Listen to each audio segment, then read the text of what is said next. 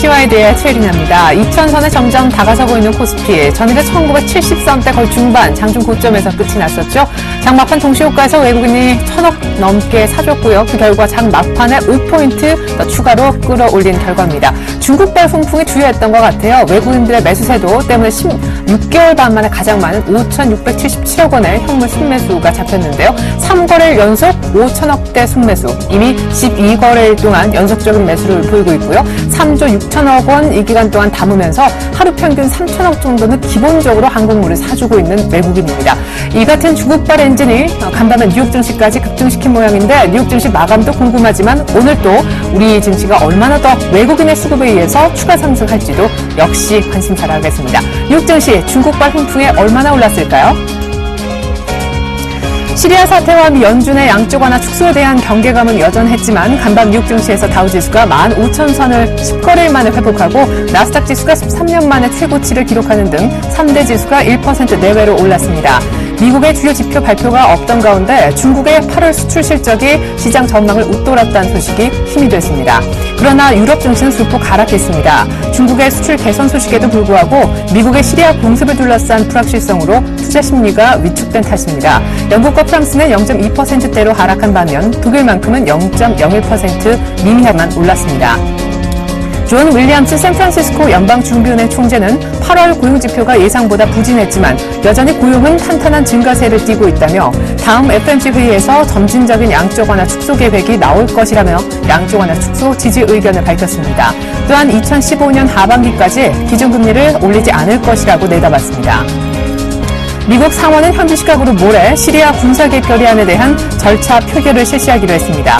절차 표결이란 특정한 건을 공식 표결에 붙일지 여부를 판단하는 투표로 정원 100명 가운데 60명 이상이 찬성해 가결될 경우 전체 회의에 상정돼 결의안 채택 여부를 결정하게 됩니다. 애플이 오늘 10일 저가형 아이폰과 차기 모델 아이폰 5S를 공개합니다. 핵심 기능과 색상 등이 다양하게 인터넷에 유출된 가운데 베일에 가려진 가격이 관건이라는 게 월가의 관측입니다. 증권가에선 애플의 주가 전망을 $600로 상향 조정했으며 애플 주가도 신제품 발표를 앞두고 1.6% 올랐습니다. 네, 1970선 중반이니까 오늘 조금만 더 오르면 2000에 더 다가설 수 있게 되는데요. 오늘 개장하기에 앞서서 저희가 일부를 통해 준비한 소식 먼저 보여드립니다.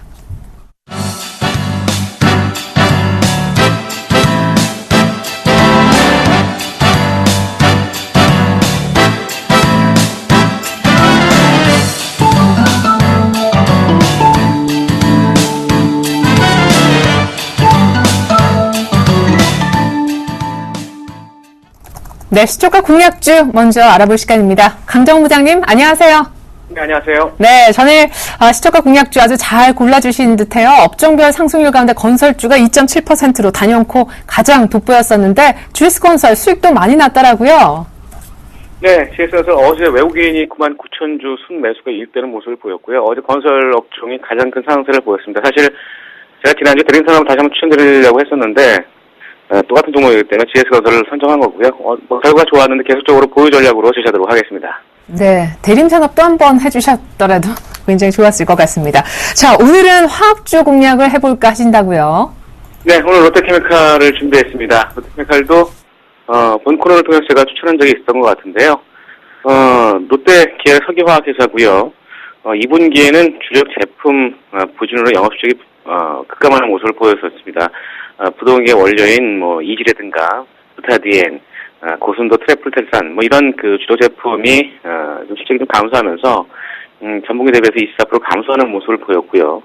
특히 나프타 가격, 플라스틱의 원료가 되는 조제 휘발유를 말하는 나프타 평균 가격이 3월 톤당 $930, 4월 달에는 $866, 5월 달에는 $854, 이런 그 4월과 5월에 고가의 원료가 좀 투입된 것으로 조금 나타나면서 2분기 실적이 좀 안 좋게 나타났습니다만 이 하반기에는 실적 호전이 좀 기대되고 있는 상황입니다.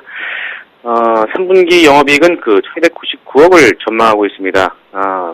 전분기 대비해서 86.9% 증가할 것으로 좀 전망을 하고 있는 상황인데요. 영업이익이 1999억, 2분기 대비 대폭 큰 개선될 그런 전망치를 내놓고 있는 상황이고, 이 5월 이후에 이 낮아진 원재료 가격이 6월 이후 투입되는 그 반면에 이 합성 투시 가격은 개선되고 있는 모습을 좀 보여주고 있습니다. 2분기에 부진했던 이지와 고순도 트래플타산 이런 스프레드 개선도 실적 상황이 좀 개선이 좀 가능할 것으로 전망되고 있는 상황이고요. 7월에 이지 스프레드는 2분기 대비해서 21.3% 개선되는 그런 모습을 좀 전망을 하고 있는 상황입니다. 전적으로 이런 부분과 더불어서 최근에 화학업종 강세를 보이고 있고 외국인 기관 특히 외국인들이 업종별 경기 민감주에 대한 업종 순환매가 좀 이어지는 상황이고 중국도 경기 지표가 좀 좋아지는 상황이기 때문에 로드케미칼에 대한 상승 탄력이 좀 있을 것으로 보여지고 있는 상황입니다. 저평가 메리트를 볼 수 있는 상황인데요. 올해 실적은 전체적으로 매출액 16조 7천억, 영업이익은 560억, 순이익은 310억대를 전망하고 있습니다. 올해 실적 대비해선 PER 20배 수준으로 영업이익은 10% 증가할 것으로 전망되고 있습니다만 주장 순시장 가치가 18만 4천원입니다. 2년 평균 PBR이 1.5배 수준이었고 대비 저평가 메리트가 있는 상황이고 시장 컨센서스단 22만원대에 배려진 매력을 좀 제시하고 있는 상황입니다. 이런 부분들을 투자 포인트로 제시해드리겠고요. 외국인도 8월 1일 이후에 84만 주, 어제까지 84만 주에 누적 순매수를 좀 보인 부분, 역시 이런 수급적인 부분에서도 로드케미칼 추가 상승 여력이 좀 있다고 판단돼서 오늘 로드케미칼을 수축 공략주로 제시하도록 하겠습니다. 네, 다시 한번 역시 재공략 차원에서 롯데케미칼 얘기를 들어봤습니다. 사실 LG화학만큼 롯데케미칼이 조금 키를 맞춰줬으면 하는 바람도 생기는데 어디까지 목표가 잡으면 좋을까요? 네, 오늘 시초가 제시해드리겠고요. 목표가 20만 원 제시해드리겠고 손절가 17만 5천 원 사회시 손절로 생각하시면 되겠습니다. 네, 오늘 시초가에 롯데케미칼 사보자 하는 얘기를 강정원 부장님 통해서 들어봤습니다. 가격까지 감사합니다. 네, 고맙습니다.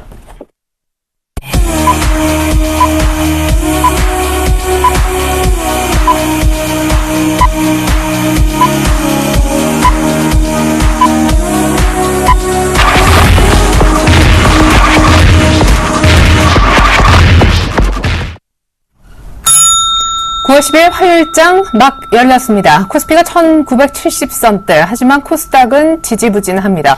외국인의 수급으로 12거래일 만에 120포인트를 당긴 자리, 이미 코스피는 PER 기준으로 많이 매력도가 사실은 좀 떨어져 있는 상황이 되겠는데요. 9.2배 정도에 도달을 했습니다. 이런 가운데 조금 신경 쓰이는 것은 추석 관련된 대외 일정들이 되겠고 우리는 어쩔 수 없이 쉬어야 한다라는 부분도 있겠습니다. 기관 특별히 펀드의 투신 환매 압력 때문에 매물이 계속 나오는 것도 부담으로 지적이 되고 있지만 그래도 2,000을 다소 빠르게 도달할 수 있다는 전망도 우세한 상황이 되겠습니다.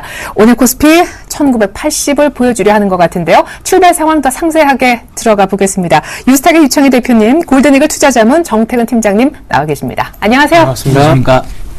자, 이미 야간 선물에서 좀 올랐고 환산했을 때 이미 한 1980 정도의 개장이 예상되는데 예상대로 추가 상승하네요. 네, 1980포인트대에서 주가가 형성되고 있고요. 다만 이제 어저께 우리나라가 먼저 선 반영됐던 부분도 있었기 때문에 추가적인 급등이 나올 수 있는 여부 좀 봐야 되겠다 생각을 좀 하고 있고요.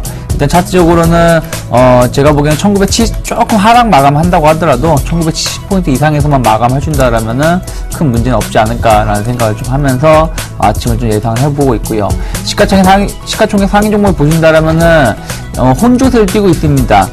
지수도 혼조세이기 때문에 삼성전자라든지 현대모비스, 삼성생명은 소폭 하락세를 보이고 있고요. 현대차, 포스코, 기아차, LG화학은 좀 상승을 보여주고 있다는 부분들. 현대차가 어저께 이제 밤에 인단협이 타결됐기 때문에 이 영향도 오늘 어떻게 주가가 움직일 수 있는지 좀 관심을 갖고 지켜볼 필요가 있지 않을까 생각을 하고 있고요.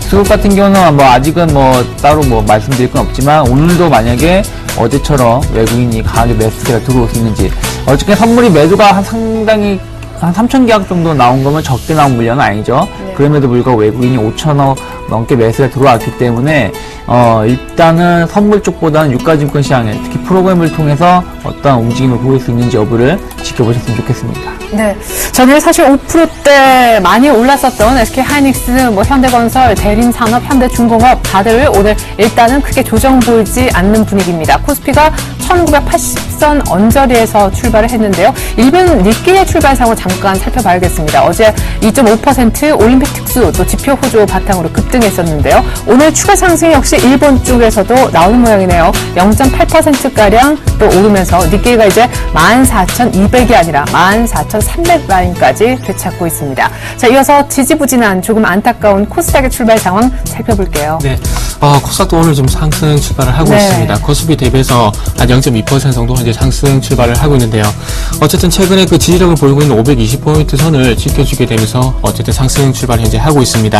자, 중요한 것은 계속해서 그 상승 출발하고 난 이후에 전강 후약의 모습을 보이게 되면서 계속해서 기관 매도가 부담이 되고 있는 모습이 연출이 되고 있는데, 과연 기관 매도가 어느 정도까지 지속이 될지, 어제 그리고 지난주 금요일까지 합쳐서 800억이 넘는 매도가 나왔는데 과연 1000억 넘는 매도가 과연 나올 것인가, 그 부분도 아무도 코스닥의 시장 방향성을 결정하는 가장 큰 요인으로 작용하지 않겠나 생각을 하고 있습니다.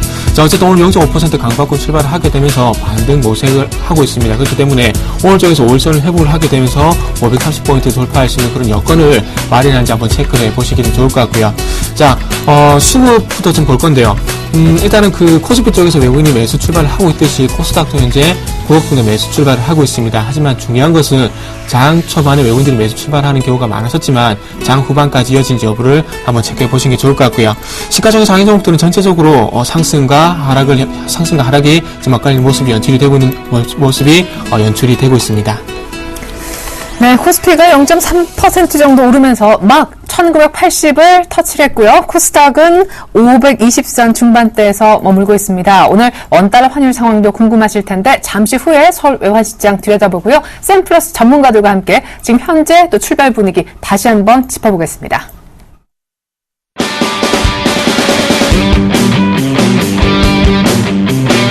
아직도 종목에만 집착하십니까?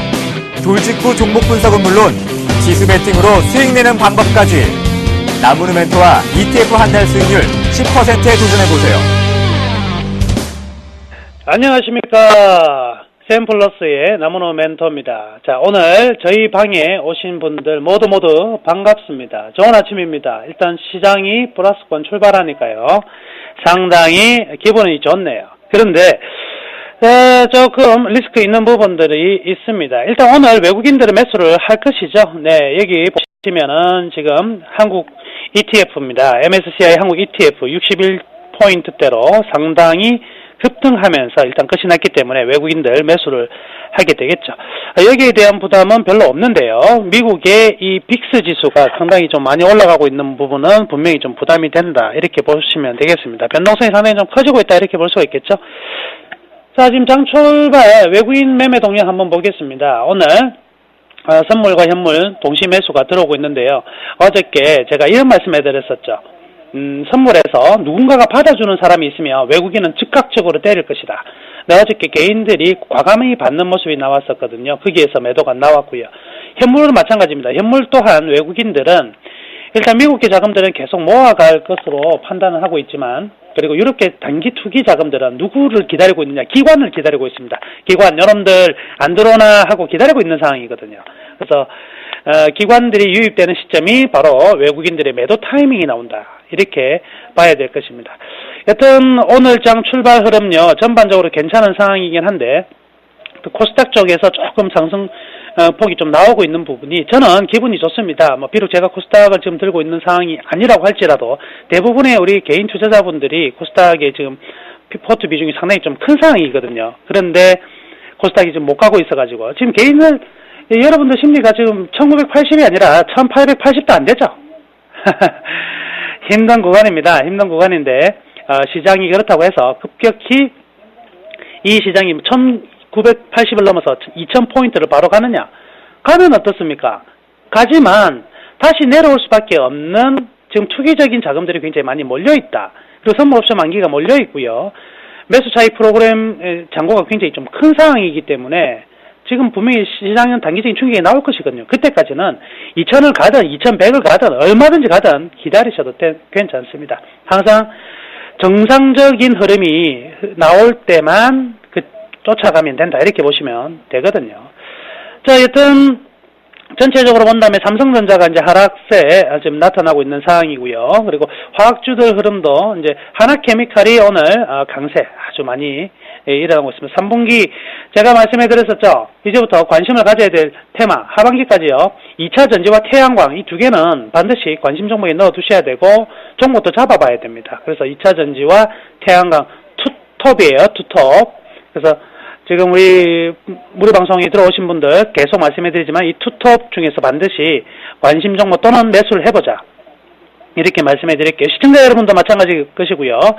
자, 조선주 다시 한번 랠리가 나옵니다. 그래서 토요일날 제가 세미나 했을 때 말씀해드렸었죠. 조선과 건설은 이 하반기에 업종으로 본다면 탑픽이다. 업종으로 본다면 굉장히 매력 있는 부분이다. 근데 지금 연이어서 3방째 이렇게 강세를 보이거든요. 자, 이렇게 따라갈 때 조금은 조심해야 됩니다. 한 템포 쉬어간다. 나는 아직 조선주와 건설주가 없는데 어떡하지? 기다리세요. 천천히 기다리셨다가 이달 말 정도 되면 그 매수할 수 있는 타이밍 들어오거든요. 그때까지 끈기를 가지고 기다리셔야 되는데 이때 쫓아간다 이러시면 안 돼요. 지금은요, 지수가 분명히 조금은 부담스러운 자리이면 틀림없다. 아무래도 이제 1981까지 오늘까지 올라가고 있는데 저항선이 여기 이제 나와 있는 부분이거든요. 이 저항이 걸리는 부분이라서 기술적으로도 부담스럽고요. 외국인은 지금 무엇을 기다리냐? 선물에서의 개인 매수를 기다리고 있고, 그리고 현물에서의 기관 매수를 기다리고 있는 상황입니다. 우리가 이제 개인 투자자들 우리 항상 그랬잖아요. 기다리다 도저히 못 참겠다. 지금이라도 사야 되겠다. 하고 딱 잡는 순간 어떻게 주가가 어떻게 돼요? 그날부터 떨어집니다. 그날부터. 떨어질 때도 마찬가지죠. 도저히 안 되겠다. 반등을 줄 줄 알았는데 반등을 안 줘요. 에라 모르겠다고 딱 던지고 나면 그때부터 올라가죠? 마찬가지입니다. 지금 현재는 조금은 보수적으로 대응할 수밖에 없는 장이고, 보수적으로 대응을 해도 여러분들이 지금 뭐 지수에 상승했는데 내 종목은 왜 이리 안 가나? 두려워하실 필요 없어요. 예, 다시 지수가 갈 때 꼭 내 주식이 가라는 법이 있습니까? 다음엔 어때요? 지수 좀 안 갈 때 내 주식 가면 되는 거 아니에요? 그죠? 항상 자신감을 가지세요. 주식에서는 심리전에서 지면은 모든 것을 지게 되어 있습니다. 심리전에서 지면 모든 것을 지게 된다. 자, 오늘 그래서 우리 지금부터는 관심을 가져야 될 부분이요. 바로 오늘 아침 대박 예감에서도 말씀해드렸지만 방어주다, 방어주. 방어주 봐야 돼요. 그래서 그동안 보면 이제 가스공사 같은 경우에도요. 지금 좀 상승이 나왔다가 지금 한 5일 연속 조정 보였잖아요. 지금 플러스 나죠? 예, 플러스 나죠. 이게 지금 경기 방어주 쪽으로 옮겨 놓으면 요거 가지고도 짧게 5 내지 10% 정도 반등이 나오는 자리입니다. 그래서 경기 민감주 따라가려고 하지 마시고 한국가스공사라든지 대표적인 종목 하나 더 있죠? 한전 같은 종목들, 그죠? 한전 같은 종목들 경기 방어주 측면에서 이런 종목으로 지금 옮겨가는 거 아주 좋다. 플러스 역시 경기 방어주 측면이 통신주 같은 경우도 경기 방어주 정통파죠. 예, 그래서 SK텔레콤이라든지 제가 좋아하는 LG U+ 같은 종목들. 자, 지수 빠지면 이것들이 갑니다. 이것들이. 그러니까 지수 빠지는 거에 대해서 어떤 리스크를 좀 줄이기 위해서 현금 안 가지고 있어도 괜찮다. 현금 안 가지고 있어도 되니까 현금 대신에 차라리 경기 방어주로 갔다가, 자, 그럼 나중에 주가가 좀 그 지수가 전체적으로 조정을 보인다. 그러면 어떤 거에 매수 찬스가 들어옵니까? 경기 방어주는 잘 버틸 것이고 주가 좀 올라갈 것이고, 그러고 나면은 지수가 어느 정도 미끄러지면서 무엇에 매수 찬스가 들어오냐? 바로 코덱스 레버리지 매수 찬스 들어오잖아요. 그렇죠? 그 코덱스 레버리지 지금 12,000원. 제가 선정한 맥시멈 가격이 12,000원 아닙니까? 그죠? 12,000원 왔네요. 던지세요. 일단 매도를 해주고 푸근히 기다리세요. 푸근히 코덱스 레버리지에 들어간 것은 요거 매도하고 현금 가지고 있는 거 좋고, 예. 그리고 나머지는 경기 방어주 쪽으로 이렇게 가자. 이렇게 오늘 장을 설계하시면 되겠네요. 자, 오후 2시까지 좋은 투자 하시고요. 오후 2시에 여러분들 장마감 그리고 장중 흐름들 다시 한번 체크해서 여러분들께 말씀해 드리도록 하겠습니다. 오후 2시까지 좋은 일, 여러분들이 가진 종목들 상한가 2개씩 하루에 하나밖에 안 나오나? 하나씩 다 응원해 드리도록 하겠습니다. 잠시 후에 다시 뵙겠습니다. 이상 나무노 멘토였습니다.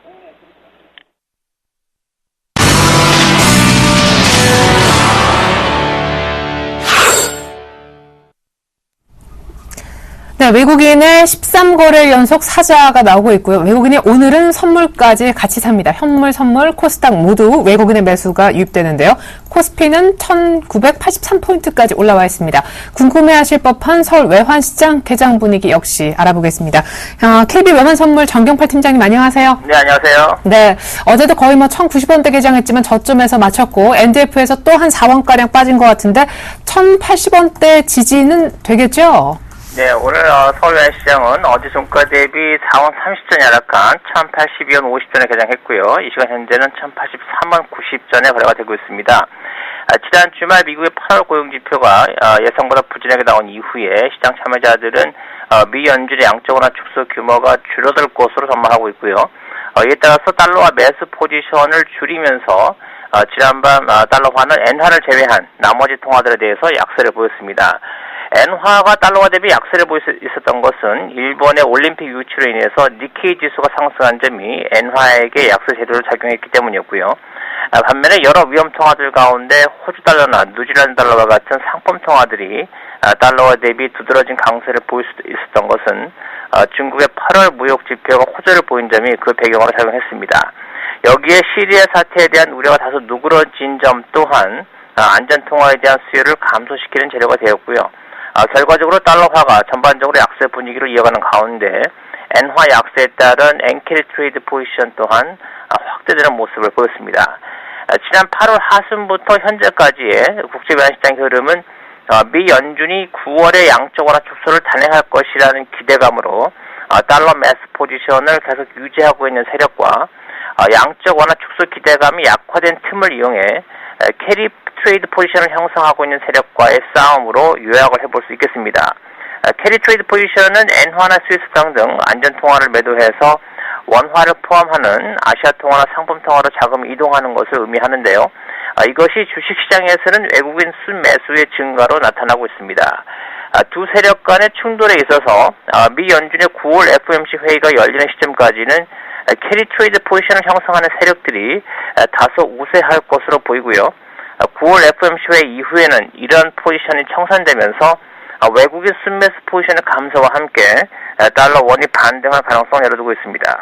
따라서 단기적으로는 달러 원이 1070원 중반대까지도 하락할 가능성이 있다고 보는데요. 그 과정에서 시리아 사태가 어떻게 전개되느냐 하는 점이 주요 변수로 작용할 수 있겠습니다.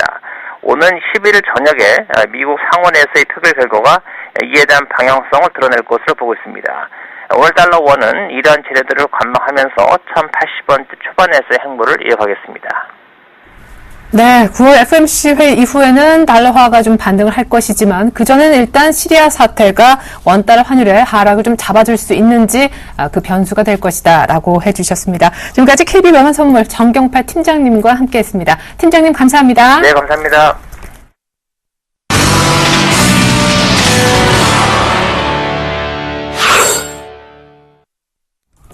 네, 출발 키포인트 브리핑 시간이 돌아왔네요. 특징주, 특징 종목군 테마까지 짚어드리고요. 어떻게 대응하면 좋을지 발빠르게 전해드리는 시간이라 하겠습니다. 강덕수 회장 퇴진이 결정된 그런 분위기 속에서 STX 그룹주가 일제히 강세를 띠고 있고요. 네이버가 50만 원을 터치하네요. 네, 네이버가 50만 원을 터치를 하면서 다시 이제 재상장 이후에 신고가를 연출하고 있고요. 뭐 네이버가 올라오는 것은 이제 외국인 수급도 있겠지만 이제 네이버 내 라인이라는 어플리케이션에 대한 효과에 대한 기대감. 일본 같은 경우는 뭐 라인이 페이스북이라든지 뭐 이런 부분을 다 제치고 SNS 서비스에서 1위를 했다 얘기가 나오고 있고 일단 뭐 아시아 전체적으로 본다라면은 지금까지 한 2억 한 3천만 명, 4천만 명 되고요. 연말까지 한 3억 명 정도 유치를 이끌 생각을 하고 있고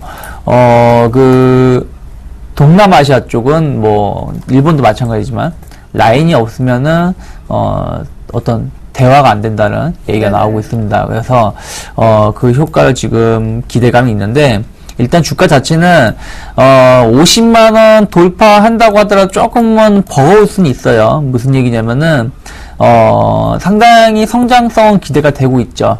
네이버 자체가 NH 엔터테인먼트보다는. 하지만 어찌됐든 그 이상으로 가기에는 길게 봤을 때는 뭐 50만원 이상, 뭐 60만원대도 볼 수 있겠지만 단기적으로 50만원 정도 간다라면은 약간 매물이 좀 쏟아질 수도 있다라는 거 좀 체크를 하시고, 목표 주가도 뭐 50만 원 전후로 형성되고 있다라는 거 좀 체크하셨으면 좋겠고요. 반면 이제 NH 엔터테인먼트는 그냥 바닥 다지기만 하고 있죠. 그래서 좀 보수적으로 보시는 게 좋지 않을까 생각을 하고 있고요. 기타 이제 오늘 STS 그룹이 또 이제 강세를 좀 띄고 있어요. 근데 뭐 아주 강세는 아니에요. 그러니까 강덕수 회장이 퇴임을 이제 했죠. 그래서 그 얘기가 나오면서 이제 주가가 반등을 보이고 있는데, 일단은 이제 주임도 바뀌려고 하고 있고, 채권단에서 돈도 주고, 뭐 대표도 바뀌면은 좀 나아지지 않겠냐 얘기가 나오고 있죠.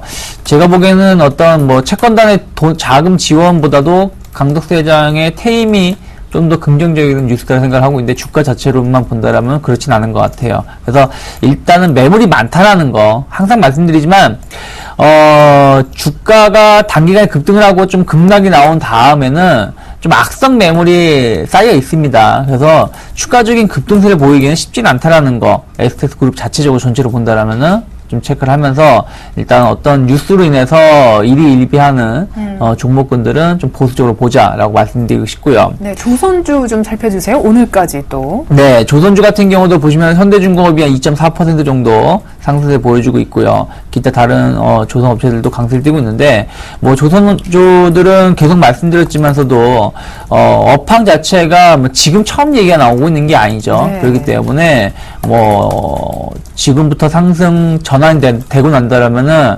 어쩌면 시장을 주도할 수 있는 주도 업종군이 될 수 있다라는 거 생각을 좀 하면서 대응하시면 좋겠고요. 그럼 앞서 나무늘 멘토님이 말씀하신 대로 좋은 건 사실인데 지금 추격 매수는 하지 말고 사고 싶으면 기다리자라는 데 동의하시는. 근데 그게 조금 저 같은 경우는 조금 다른 의견인데, 네. 그럴 수도 있습니다. 충분히. 무슨 얘기냐면 삼성중공업도 어쨌든 4만 원을 돌파시켜가지고 지금 4만 2천 원대까지 올라와 있고요. 네. 현대중공업도 마찬가지입니다. 현대중공업 같은 경우도 방금 전에 차트를 보여드렸는데 한 3만 5천 어저께 같은 경우 돌파시켰죠. 근데 현대중공업은 엄밀히 따지면 20만 원대에서 지금까지 조정 없이 올라왔어요. 그렇기 네. 때문에 조금 부담은 될 수 있습니다. 일반 개인 투자자분들이 봤을 때는 여기서는 조정이 나올 수 있다라고 생각을 하면서 부담을 가질 수 있는데, 삼성중공업 차트를 제가 간단히 보여드릴게요. 네. 삼성중공업이 지금 올해 기준을 본다면 신고가일 겁니다. 올해 기준을 보신다면 거의 신고가를 연출하고 있다는 것이죠. 그러면 여기서 올라온다라면은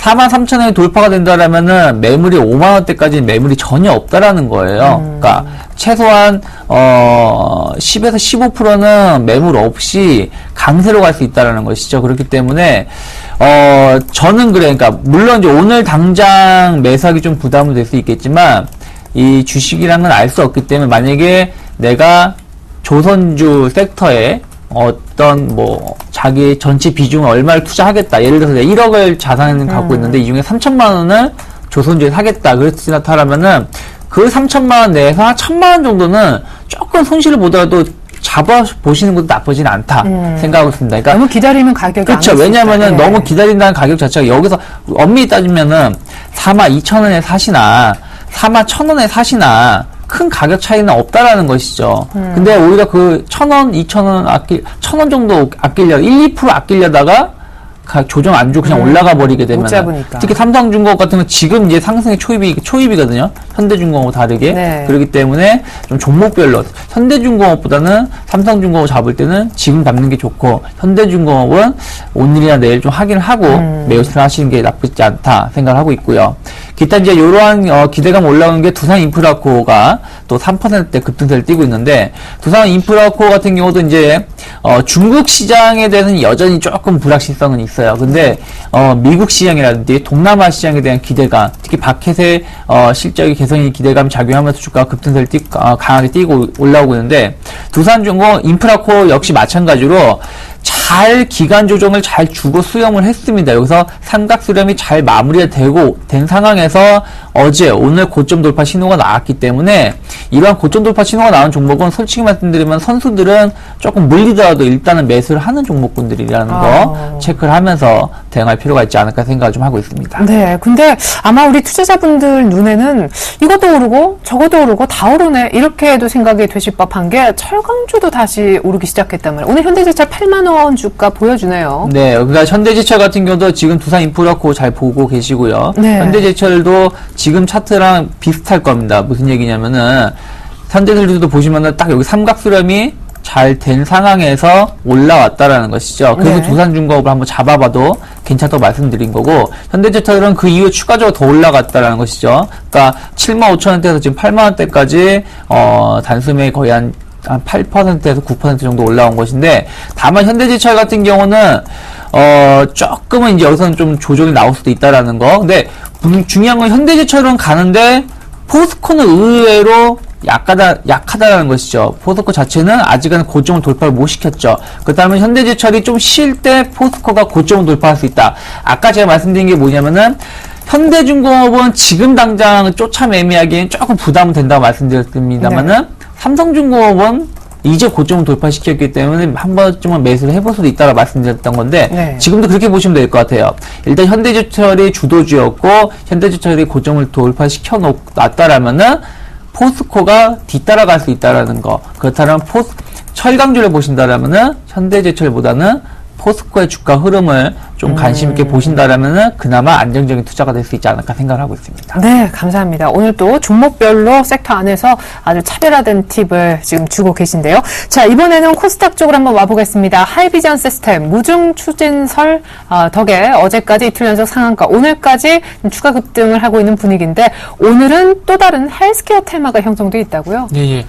아무래도 그 말마다 원격 진료 거기에 대한 얘기가 조금씩 나오는 것 같아요. 네. 올해 그 박근혜 대통령 정권이 들어오게 되면서 지역복지부 장관이 전략적으로 현재 노리고 있는 부분이 원격 진료를 법제화할 것이다. 그런 얘기가 공공연히 나왔었는데, 그런 부분들에 대해서 어떤 법제화를 추진할 것이라는 얘기가 다시 한번 나오게 되면서 관련주도 좀 강세를 보이는 것 같습니다. 특히나 그 비트컴퓨터 같은 경우에는 특히나 이번 그 박근혜 테마를 많이 묶였던 종목이죠. 그렇다 보니까 현재 그 상한가에 이미 벌써 진입을 했고요. 그 외에도 유비케어라든지 인피니트 헬스케어, 인성, 정보와 같은 종목들이 현재 상한가에 진입을 했습니다. 원격 진료가 그 올 가을 정기국회에서 법제화를 추진한다는 그런 얘기가 나오고 있는데, 법안 상정이 되고 실질적으로 법제화가 되기 위한 시간이 좀 있을 겁니다. 그래서 향후에 추진이 되는 그 소식이 전해짐에 따라서 변동성이 확대될 가능성이 상당히 크기 때문에 아직까지는 어떤 기대감으로 접근을 해야 되는 것이 아닌가 좀 생각이 되고 있어요. 비트컴퓨터 같은 경우 잘 아시다시피 통합정보 의료 솔루션을 현재 개발하고 있는 업체이기 때문에 부각이 되는 것 같고요. 유비케어 같은 경우에는 병원 IT 솔루션 부분인데, 한 가지 팁을 좀 드리자면은, 제가 볼 때 원격 진료를 시행했을 때 가장 큰 연관성 있는 종목은 제가 생각할 때 유비케어가 좀 아닌가 생각이 들고 있습니다. 네. SK텔레콤 같은 경우 실질적으로 이 회사의 지분을 가지고 있고요. 그리고 SK텔레콤 같은 경우에 아무래도 기존에 가지고 있는 그 통신 서비스를 통한 어떤 원격 진료 서비스를 활용할 수 있는 가장 큰 통신사라 좀 보시면 될 것 같습니다. 그래서 어쨌든 헬스케어 테마를 해야 되겠죠. 헬스케어 테마를 봤을 때는 비트컴퓨터가 가장 부각이 될 가능성이 상당히 크죠. 이번 접근과 상당히 연관성이 있기 때문에. 근데 중요한 것은 만약에 사업 연관성을 보게 된다면은 저는 유비케어라든지 인피니트 헬스케어가 좀 연관성이 있지 않겠나 좀 생각을 하고 있습니다. 자, 그래서 이런 부분들 한번 참고해 보시면서 지금 어쨌든 급등을 주고 있는 부분들은 아직까지는 테마적인 부분이라는 것들을 조금 참고를 하시면서 대응을 하시는 게 좋을 것 같습니다. 조금 비트컴퓨터 같은 경우에는 상한가에 진입을 했기 때문에 따라잡기 힘들 것 같고요. 중요한 것은 상한가에 진입한 것도 중요하겠지만은 지금 차트를 보시면 아시겠지만 비트컴퓨터가 최근에 와서 가격대가 3,800원 전에서 하반경에서 나오고 있습니다. 그래서 이번 헬스케어 어떤 그 정부 정책 테마로 인해서 추세가 이제는 위쪽으로 돌려주는지 그 부분을 좀 체크를 하시는 게 좋을 것 같아요. 무조건 상한가 나왔다 달아가시는 것보다는 추세가 돌려지는 걸 보고 확인하고 난 이후에 접근을 하셔도 무늦지 않다 생각이 들고 있고요. 유비케어도 마찬가지일 것 같아요. 유비케어 같은 경우도 2,700원 전에서 하반기에서 나오고 있는데 소위 말하는 쌍바닥이 될 수 있겠죠. 쌍바닥이 나오게 되면서 반대로 추세가 돌려지는지 여부도 한번 체크해 보시는 게 좋을 것 같습니다. 그래서 여기서 드리고 싶은 말씀 마지막으로 드리지만은 추세 전환 여부를 꼭 확인하자 이렇게 말씀드려보고 싶고요. 자, 하이비전 시스템 같은 경우에는 그 앵커님께서 언급을 하셨듯이 최근에 액면 병합 소식이 있었죠. 100원짜리 주식 5개를 500원 한 주로 병합하는 그런 소식이 있었는데, 보통 액면 병합하고 난 이후에 유상증자 얘기가 나오는 게 상당히 좀 많습니다. 대표적으로 대한전선이나 좀 볼 수 있을 것 같은데, 대한전선 같은 경우 차트 좀 간단하게 좀 보면서 말씀드린다면은, 자, 차트 조금만 당겨볼게요. 그, 대한전선 같은 경우에, 이전에, 잠시만, 요 부분보다 좀 차트를 요걸 좀 보시는 게 나을 것 같아요. 자, 대한전선 같은 경우 이전에, 어떤 소식이 있었냐면은, 조금 전에 말씀드렸듯이, 액면 병합하고 난 이후 요 부분을 보시면 될 것 같아요. 작년 11월 달입니다. 작년 11월 달에 1,500원이었던 주가가 액면 병합하게 되면서 주가 9,000원까지 뻥튀기가 됐어요. 근데 중요한 것은, 이 이후에 주가 바로 급락을 해버렸는데, 무슨 소식이 나왔냐면 유상증자를 할 것이라는 그런 소식이 나왔습니다. 지금 이제 그 대한전선 같은 경우 주식수가 1억 500만 주 상당히 좀 많은데 액면 병합하고 주식수가 상당히 좀 많다 보니까 유통 물량에 대한 부담 때문에 액면 병합 실시하고 난 다음에 유상증자 실시 그 이후에 주가가 반대로 다시 한번 제자리로 돌아와 버렸는데 중요한 것은 보통 액면 병합하고 유상증자 했을 경우에 가지고 있는 본주의 가치가 보통 30%까지 하락하기 때문에 상당히 투자자 입장에서 손실 부분이 상당히 큽니다. 그렇기 때문에 주가 급락을 했는데, 하비즈 시스템 같은 경우에는, 일단 액면 병합을 실시를 했지만은, 액면 병합 실시하고 난 이후에 무상증자를 했을 경우에 투자자의 손실이 제한이 될 가능성이 상당히 크기 때문에 조금 큰 폭의 어떤 반등이 나오는 것이 아닌가 생각이 들고 있어요. 근데 제가, 지난주에 말씀드렸듯이 하이브리드 시스템 같은 경우에 지금 사업과 연관성이 없이 단순히 액면 병합 그리고 액면과 같은 이슈 때문에, 기업적인 이슈 때문에 급등락을 하고 있다고 제가 말씀드렸어요. 그렇기 때문에 요 종목은 뭐 무상증자는 이슈란 긍정적 이슈가 나오긴 했지만 지난주에 말씀드렸듯이 요 종목은 기업에 대한 이슈가 마무리가 되고 난 이후에 사업이란지 그리고 실적인 모멘텀이 발생이 됐을 때 그리고 난 이후에 그리고 지금의 변동성이 잠잠해지고 난 이후에 접근하시는 게 제가 보기에 낫다는 것들을 다시 한번 좀 강조를 드리도록 할게요. 네, 이번에 다시 거래소로 좀 와보겠습니다. 앞서서 나무는 멘토님께서도 2차 전지가 하나의 축이다라고 말씀을 해주셨는데 의외로 대장인 삼성 SDI가 최근 시장의 상승 분위기를 반영하지 못하고 있어서 이거 왜 2차 전지가 안 가지 답답해하실 분이 계실 것 같아요. 한 말씀 들어보겠고요. 오늘 금융주 가운데 또 좋은 진행 보이는 종목이 많습니다. 살펴주시죠. 네. 근데 삼성 SDI는 이미 좀 과도하게 올라왔었던 부분들이 있었죠. 그러니까 테슬라에 대한 기대가 납품을 한다는 기대감으로 인해가지고 좀 주가가 좀 먼저 선반영되면서 올라왔던 부분들이 있었기 때문에 그 부분을 좀 해소하는 구간에 놓여 있다. 오히려 그 LG화학 같은 경우가 최근에 보신다라면은 주가 움직임이 좋다라는 거. 그래서 삼성 SDI가 올라왔을 때 좀 쉬어간다고 해서 박스권을 그렸을 때는 LG화학을 좀 관심 있게 보셨어야 돼요. 그래서 LG화학이 지금 치고 나오고 있기 때문에 만약에 2차전지 어떤 기대감이 분다고 해도 삼성 SDI보다 LG화학이 더 치고 나갈 수 있다라는 거. 그리고 어쨌든 테슬라 기대감은 이제 조금은 이제 잦아들겠죠. 무슨 얘기냐면 이제 9월달에 넘어가고 10월달도 넘어오면은 또 이제 3분기 실적 발표를 할 때 그때 이제 또 이제 테슬라 어떤 얘기가 나오면서 2차 전지의 주가가 움직일 수 있다라는 거 좀 체크를 하시면서 삼성 SDI는 당분간은 좀 매물에 대한 부담감은 좀 있다라는 거. 물론 이제 다시 18만 원 돌파시킨다라면 새로운 신고가 아닙니까? 라고 말씀하실 수 있어요. 그때는 당연히 다시 봐야 돼. 하지만은 지금은 좀 그러지 못할 수 있다라는 거 체크하셨으면 좋겠고, 오늘 이제 금융주 오늘 뿐이 아니라 어저께 좀 관심이 주목을 많이 받았었죠. 네. 무슨 얘기냐면은 주가가 어쨌든 저항 1940포인트 30포인트 저항을 돌파한 이후에 좀 조정 주지 않겠냐 하면서도 그런 기대감을 반대로 오히려 무슨 얘기냐면서 1970포인트, 80포인트까지 단숨에 올라왔다는 부분들. 그렇기 때문에 다시금 2000포인트에 대한 기대감, 특히 외국인의 강한 매수세, 이 매수세가 들어오기 시작을 한 게 어찌 보면 루머일지 어떻게 될지 모르겠습니다. 다음 달에 결정이 날 가능성이 높으니까 아무리 빨라도 9월 말인데요.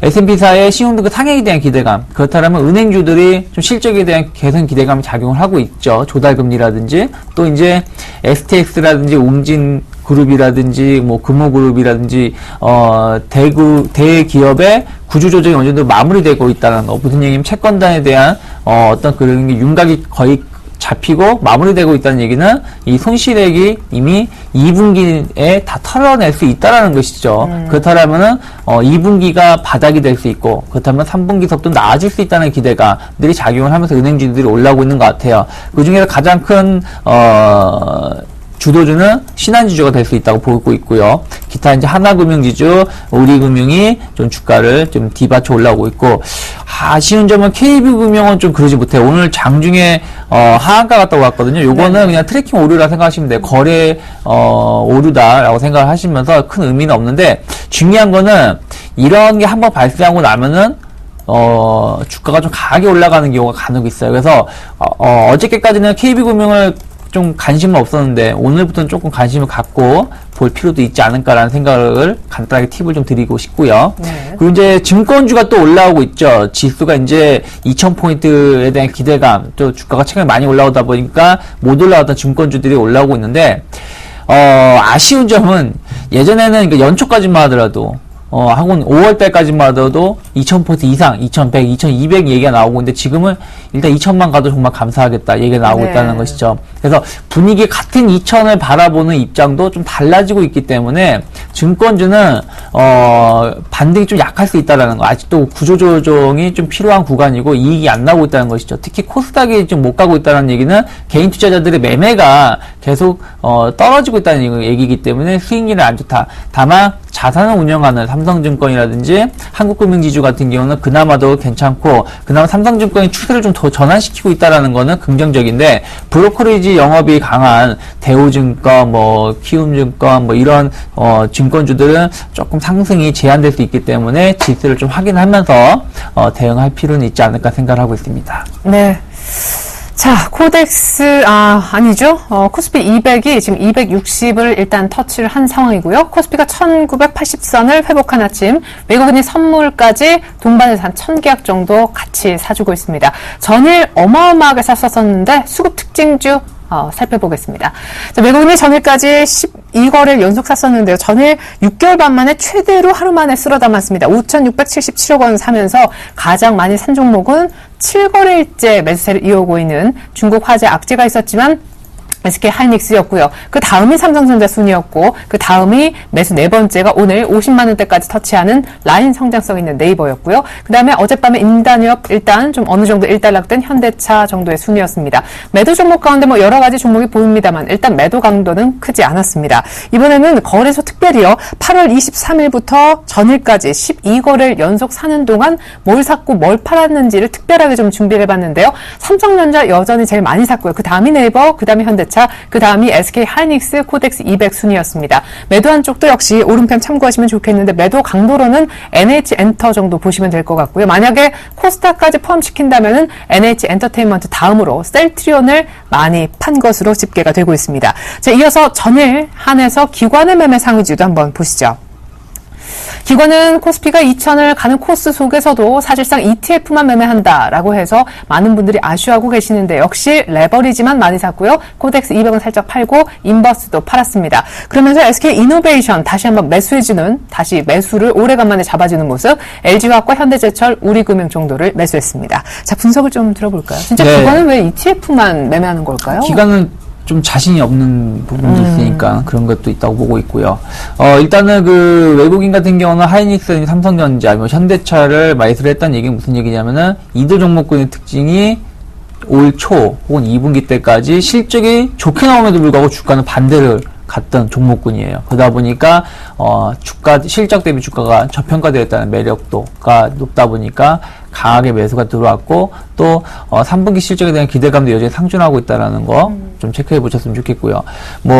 거래소 같은 경우는 기관 같은 경우가 이제 코덱스 레버리지든지 SK 이노베이션, LG화학 같은 경우 매수가 들어왔다는 거 보시면 좋겠고, 이제 아까 말씀하신 최근 3주 동안 외국인이 집중 매수가 들어왔는데 3주 동안 외국인 매수 금액이 오늘까지 포함해서 오늘 뺀다 그러면은 한 3조 6천억, 3조 7천억 정도 됩니다. 네네. 그러니까 엄청나게 늘어온 것이죠. 불과 한 20거래일 정도 좀 안 되는 것 같은데. 그래가지고 보신다라면은 1위가 삼성전자, 네이버, 현대차, 하이닉스니까 아까 말씀드린 그대로예요. 그러니까 저평가되어 있는 종목을 중심으로 매수가 들었다.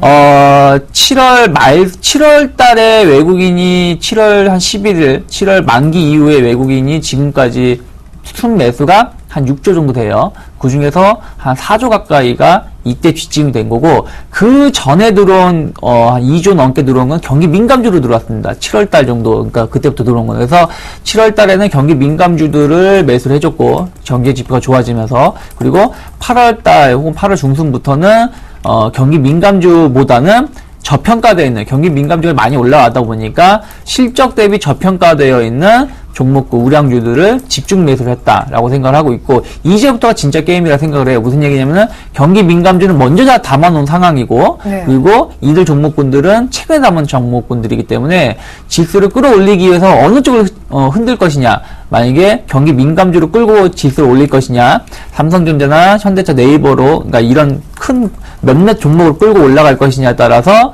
시청자분들, 일반 투자자분들의 수익률이라든지 그런 체감 지수가 달라질 수 있다라는 거 체크를 하면서 어차피 추석이 얼마 안 남았기 때문에 이번 주부터 추석 이후까지 좀 체크를 할 필요가 있지 않을까 생각을 하고 있습니다. 네, 그럼 뭐 곧바로 이창희 전문가님 한마디 짧게 좀. 저 오늘은 그렇게 말씀드리고 싶어요. 이제 오늘 생각보다 이제 시가가 좀 약하게 형성되는데, 오늘 만약에 시가가 미국장이 올라왔다 그래가지고 강하게 뻥 뜨게 되면은 조금 무리한 추격 매수는 자제하자고 말씀드리고 싶었는데, 일단 그건 아니라는 것이죠. 그래서 일단은 오늘 내일 중으로는 좀 만기라는 이슈도 있다 보니까 네. 주가가 올라온다고 해서, 그렇다고 해서 여기서 2,000을 간다고 해서 2,100, 2,200을 바로 갈 건 아니기 때문에 최근에 많이 올라왔던 부분이 있으니까 당분간 한 2, 3일 정도는 무리하게 추격 매수보다는 종목별로 아까 말씀드린 대로 그 업종 섹터 내에서도 지금 한번 잡아볼 만한 종목이 있고, 한 번은 좀 하루 이틀 정도 확인해야 될 종목이 있다라는 거여서 그렇게 해서 종목별 대응하는 게 좋지 않을까 생각을 하고 있습니다. 네, 감사합니다. 이어서 전일 코스닥 수급 특징주 준비한 것 공개합니다. 자, 코스닥에 어제 외국인이요, 한 130억 정도 일단 순매도를 보였던 날인데, 가장 많은 매도를 보인 종목이 메디톡스였습니다. 최근에 약간 양매도로 진행되고 있는데요. 주가도 거의 7% 가까이 급락했었는데, 7%가량 급락한 종목이 KG 이니시스라고요. 전자결제주 매도 네 번째는 종목도 해당됩니다. 메일리어 파트론도 팔았습니다. 자, 매수한 종목은 왼편에 있는데 참고하시고요. 자, 이어서 기관 매매 상위 주간도 역시 매도 오른편을 한번 보시겠습니다. 거의 600억 가까운 제법 많은 매도를 보였는데, 기관이 가장 많이 판 종목은 양 매도를 결국 받았군요. KG 이니시스였습니다. 갑자기 전자결제주가 왜 이런 모습으로 진행될까요? 수급이 갑자기 꼬이는 모습인데 분석 먼저 좀 부탁드리겠습니다. 예, 일단은 뭐 기관 매도 종목부터 좀 볼 건데요. 네. 기관 매도 종목의 공통점은 지금 기관 매도 상에 올라와 있듯이 단순히 매도를 하는 것이 아니라 집중 매도가 이제 나오고 있다는 겁니다. 그러니까 네. 이니시스라든지 서울반도체 그리고 SK 브로드밴드 같은 경우에 코스닥 시장이 그나마 괜찮았을 때 기관 수급이 상당히 좋았던 종목이라는 겁니다. 그렇다면 지금 반대로 매도를 하는 건 뭘까요? 지금 기관들도 어쨌든 그 코스닥지에서 현금 확보를 하기 위해서 이제 기존에 수익이 났던 종목들 중심에서 집중적으로 이제 매도를 하고 있다는 겁니다. 그렇기 때문에 이 종목들, 그러니까 이니시스, 서울반도체, SFA, SK 브로드밴드 같은 경우에는 굳이 기관이 매도하고 있는 상황 속에서 들어갈 이유가 전혀 없다는 거예요. 그래서 이런 점을 좀 상기해 보시는 게 좋을 것 같고요. CJ 홈쇼핑 같은 경우 특히나 외국인의 수급이 좋았었는데 외국인의 수급까지 이제 돌아서는 모습이 연출이 되고 있습니다. 그렇게 되면서 기술적으로 봤을 때 35만 원 돌파도 현재 원활하게 이루지 못하고 있기 때문에 네. 기관 매도 종목들은 적극적으로 매수를 하지 말라고, 그러니까 매수 접근 자제를 좀 강력하게 좀 말씀드려 보도록 할게요. 그 예. 반대로 외국인 매수 종목 같은 경우는 다음이라든지 성강밴드 그리고 사파이어 테크놀로지 같은 경우에 외국인의 매수가 점진적으로 계속 늘어나고 있습니다. 그렇다면 향후에 시장이 좀 괜찮아졌을 때 기대해 볼 수 있지 않겠나, 그렇게 생각할 수 있거든요. 그래서 다음 성강밴드, 사파이어 테크놀로지는 외국인의 수급을 보시면서 조금 전체적으로 관심주에 담아볼 필요는 있지 않겠나 생각을 하고 있습니다. 네, 그럼 정태근 팀장님의 오늘 한마디 조언은요? 코스닥 종목 전체적으로 공통 적용되는 말일 수도 있을 것 같은데요. 네. 저는 모바일 결제 주시면 이제 그 기간 매도 상당히 좀 부담이 되고 있습니다. 그래서 지금 이제 최근에 낙폭이 상당히 큰데 낙폭 과대해가지고 접근하시는 분도 분명히 좀 있을 것 같아요. 그렇기 때문에 어쨌든 모바일 결제주도 오늘 그 하락이 좀 진정이 되고 있지만은 최근에 추세를 봤을 때는 하락이 아직까지 진행형입니다. 그렇기 때문에 모바일 결제주로 좀 말씀드리고 있지만 모바일 결제뿐만 아니라 모바일 게임도 마찬가지인 것 같아요. 그래서 굳이 기간의 매도가 집중적으로 나오고 있는 종목들 중심에서 접근하시지 말라고 마지막으로 말씀 좀 드려보도록 할게요. 네, 기관의 매도가 집중되는 코스닥 종목 주의하자라고 당부의 말씀 주셨습니다. 모바일 결제주는 수급이 갑자기 꼬였으니까 이 부분도 인지하셨으면 좋겠습니다. 지금까지 유창희 대표님 그리고 정태근 팀장님과 함께 해봤습니다. 두 분 조언 감사합니다. 고맙습니다.